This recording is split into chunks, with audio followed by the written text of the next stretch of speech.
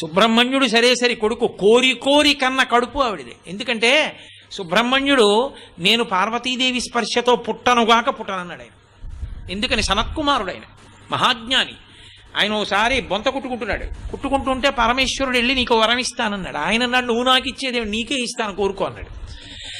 అంటే పరమశివుడు అన్నాడు, ఇంతటి మహాజ్ఞానివి నాకు కొడుకై పుట్టన్నాడు. అంటే ఆయన అన్నాడు, నీకే కొడుకు అవుతానన్నాడు. అంటే పార్వతీదేవి ఏమిటి నీకే అంటే ఏమిటి, నీకే అంటే నాకు కూడా అంది. ఆయన అన్నాడు, అమ్మ అలా నాకు అది కుదరదు, నువ్వు ఎంత జగన్మాతవైనా నేను గర్భవాసం చేయను, యోని సంభవుణ్ణి కాను, అందుకని నీ కడుపులో నేను పడుకోను అన్నాడు.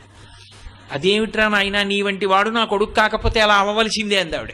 అయితే ఓ రాజీకి వద్దాం, నువ్వు ఒకనకొకప్పుడు శరవణ తటాకంగా రూపాంతరం చెందావు, నీటి సరస్సుగా హిమాలయ పర్వతం మీద, అందులో పడి బయటికి వస్తాను, అందుకని నా పేరు శరవణ భవ, ఆయన మంత్రం కూడా అదే. అందుకని నీ తటాక